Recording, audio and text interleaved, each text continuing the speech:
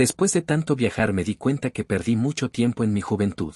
A veces me pregunto cuándo empezó realmente mi viaje. No hablo del día en que tomé mi primera mochila y me subí a un bus sin rumbo. No. Hablo del momento exacto en el que decidí dejar atrás todo lo que era. Porque antes de ser un viajero, fui alguien que se rindió.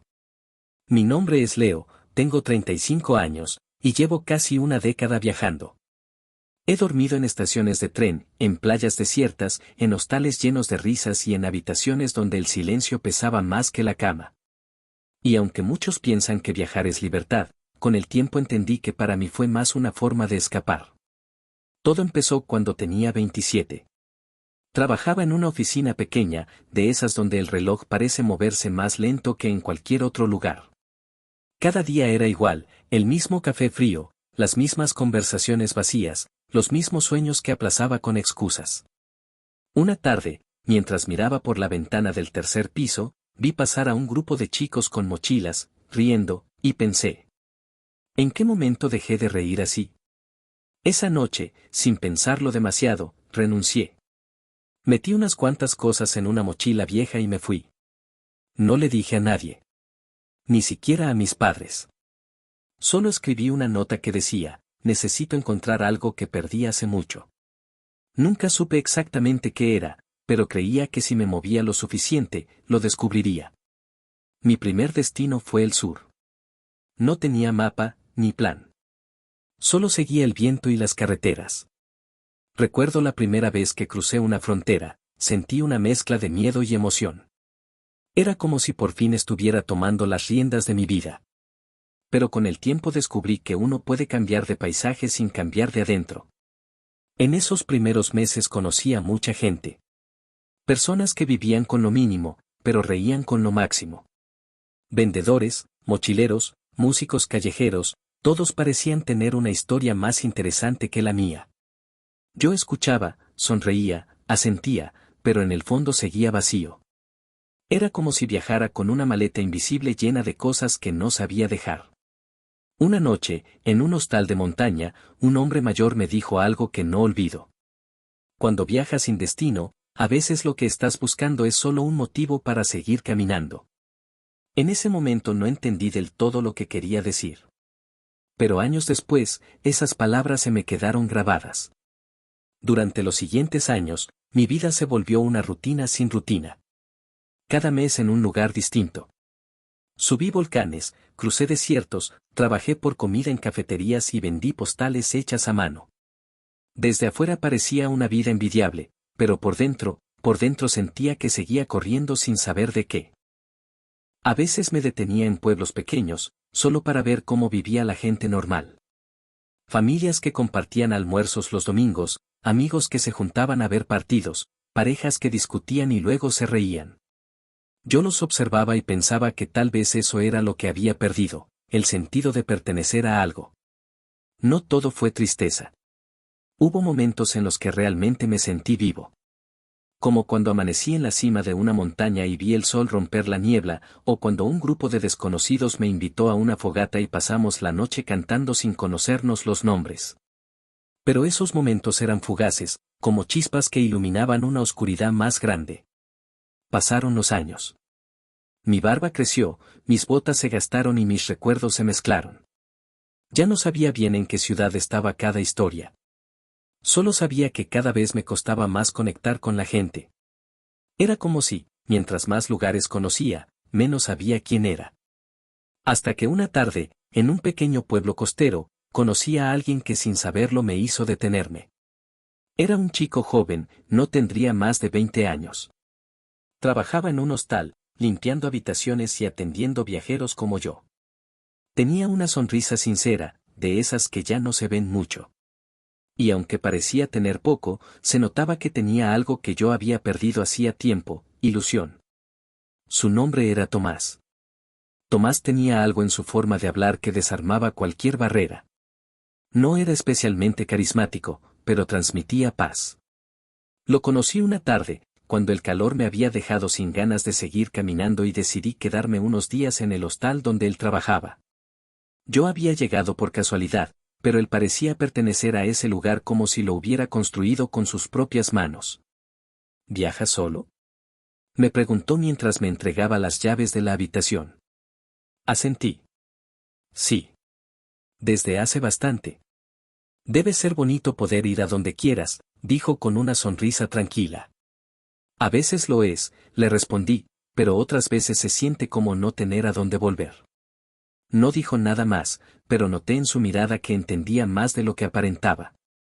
Esa noche, mientras tomaba un café en la terraza del hostal, lo vi sentado en una esquina con una libreta. Escribía algo con mucha concentración. Cuando me vio observándolo, se acercó. Escribo mis gastos del día, dijo riendo. Quiero ahorrar para estudiar el próximo año. ¿Estudiar qué?, le pregunté. Ingeniería mecánica. Siempre me gustaron las máquinas, pero también los viajes. Me gustaría trabajar algún día en algo que combine ambas cosas. Su voz tenía ese tono de quien todavía cree que el futuro puede moldearse. Me contó que vivía solo con su madre, que trabajaba todo el día y que él hacía turnos en el hostal para poder juntar dinero. No se quejaba. Hablaba con orgullo de lo que hacía, como si cada pequeño logro fuera una piedra más en el camino que estaba construyendo. Esa noche me quedé despierto mirando el techo, repitiendo esa frase en mi cabeza. Y por primera vez en muchos años, sentí que quería volver a casa. No sabía bien a cuál, porque ya no tenía una, pero quería volver a algo. A mí mismo, tal vez. Cuando dejé mi trabajo, lo hice con la sensación de que el aire por fin volvía a entrar a mis pulmones. Los primeros días fueron una mezcla de alivio y miedo. Me despertaba tarde, sin alarmas, pero con una punzada en el pecho que me recordaba que no tenía rumbo. Solo sabía que no quería seguir ahí, sentado frente a una pantalla, viendo cómo los días se deshacían igual que el café que siempre dejaba enfriar. Viajé sin plan. Primero al norte, luego al sur, después crucé la frontera sin siquiera mirar atrás. No tenía una meta clara, pero en cada lugar buscaba una versión distinta de mí. A veces me encontraba por un momento, otras, desaparecía del todo. La soledad se volvió costumbre, y aunque había gente a mi alrededor, me costaba hablar más allá de lo necesario. Había algo en mí que se había cerrado sin darme cuenta, algo que creía protegerme, pero en realidad solo me mantenía distante. Era mi segundo año viajando cuando llegué a un pequeño pueblo en las montañas. No era un destino turístico ni tenía grandes paisajes que aparecieran en revistas. Era tranquilo, con calles empedradas, casas viejas y un silencio que al principio me pareció incómodo. Me quedé en una posada sencilla, atendida por una mujer mayor que trataba a los viajeros como si fueran sus nietos. Me gustaba escucharla hablar, no por lo que decía, sino por cómo lo decía, con esa calma que solo da el tiempo. Un día, mientras caminaba hacia el mirador del pueblo, vi a un joven sentado en la orilla del camino. Tenía una mochila pequeña, la ropa un poco gastada y un cuaderno en las manos. Dibujaba. No sé por qué, pero algo en su postura me llamó la atención. Había en él una mezcla de cansancio y esperanza, como si cargara más peso del que su edad debería permitir. Me senté cerca, sin decir nada. Él levantó la mirada, me observó unos segundos y luego sonrió, de esa forma tímida pero sincera que te hace sentir que no estás molestando. ¿Viajas solo?, me preguntó. Sí, le respondí. ¿Y tú? Más o menos. Estoy buscando trabajo y dibujando mientras tanto. Su nombre era Daniel. Tenía 21 años y había salido de su casa hacía poco. Me contó que venía de una familia sencilla, que no había podido terminar sus estudios porque tenía que ayudar a su madre, pero que soñaba con ser ilustrador. Mostró algunos de sus dibujos, retratos, paisajes, pequeños detalles del pueblo. Eran buenos, llenos de vida, como si el papel respirara. Lo invité a comer algo. Caminamos hasta un pequeño restaurante cerca de la plaza. Hablamos de viajes, de música, de cosas sin importancia. Pero cuando mencioné mi antiguo trabajo, noté que me escuchó con una atención distinta. ¿Y por qué lo dejaste?, preguntó. Porque me di cuenta de que no me quedaba nada por ganar ahí, le respondí. ¿Nada?, repitió, como si no pudiera entenderlo. Nada que valiera la pena. Él asintió lentamente, pero no dijo nada más. Yo también guardé silencio, aunque dentro de mí sentí que sus ojos me estaban mostrando algo que había evitado ver. Durante los días siguientes lo veía con frecuencia. A veces en el mirador, otras en la plaza, siempre con su cuaderno. Un día me pidió que posara para un dibujo. Acepté, y mientras él trazaba líneas en silencio, me di cuenta de lo mucho que me había acostumbrado a no hablar de mí. Daniel no me hacía preguntas directas, pero tenía esa forma de escuchar que te invitaba a llenar los vacíos. Una tarde, mientras el sol caía detrás de las montañas, me mostró el retrato terminado. Era yo, pero no como me veía al espejo. En el dibujo había una mirada cansada, pero serena, un gesto de quien carga cosas que ya no pesan tanto. Así te veo, dijo. No supe qué responder. Me quedé observando el papel como si pudiera reconocer en él una parte que había olvidado. Pasaron las semanas y, sin planearlo, comencé a ayudarle en pequeñas cosas, lo acompañaba a buscar encargos de retratos, le presentaba a la gente del pueblo, compartíamos las comidas. Había algo en su energía que me recordaba a cuando yo tenía su edad, esa mezcla de miedo y deseo por hacer algo que tenga sentido. Solo que él no parecía rendirse tan rápido como yo lo hice. Una noche, mientras caminábamos de regreso a la posada, me dijo: a veces pienso que todo esto es una pérdida de tiempo.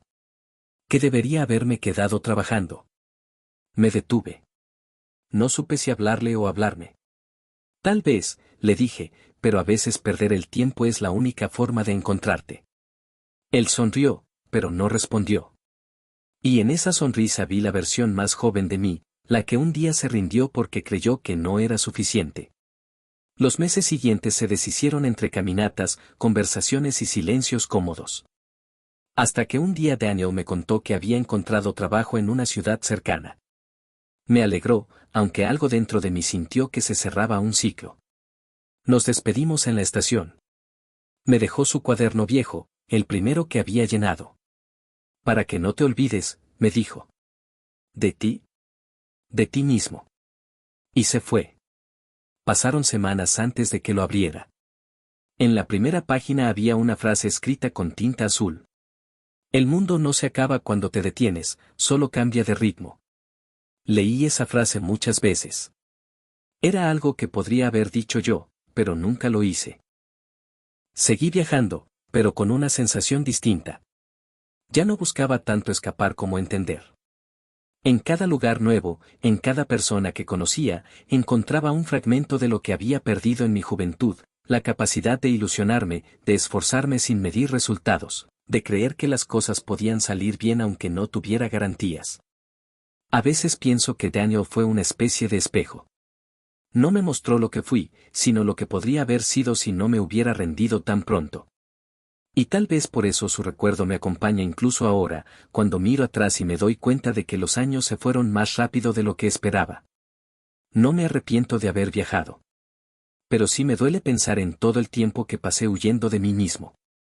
Porque al final, lo entendí demasiado tarde, no era el mundo el que me pedía que me moviera, era yo quien no sabía quedarse quieto.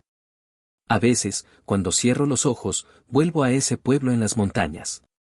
Escucho el sonido del viento, veo el camino donde conocí a Daniel y me imagino sentado otra vez junto a él, viendo cómo el sol se esconde detrás de las casas. Y me pregunto si todavía sigue dibujando, si logró todo lo que soñaba. Me gusta pensar que sí.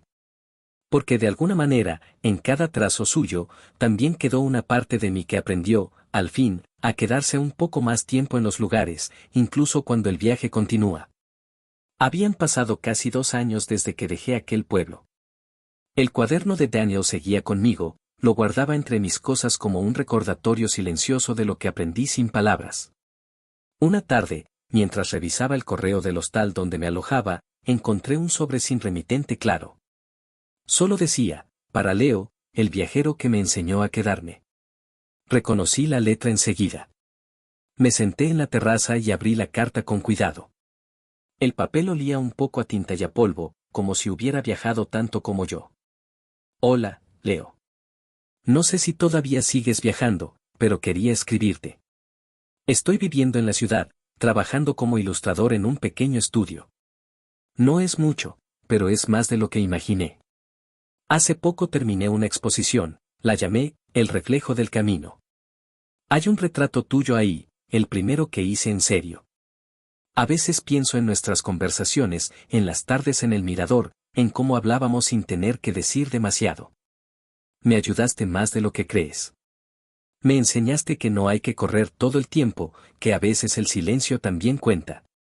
Espero que estés bien, donde sea que estés. Si algún día vuelves, el pueblo sigue igual. Daniel.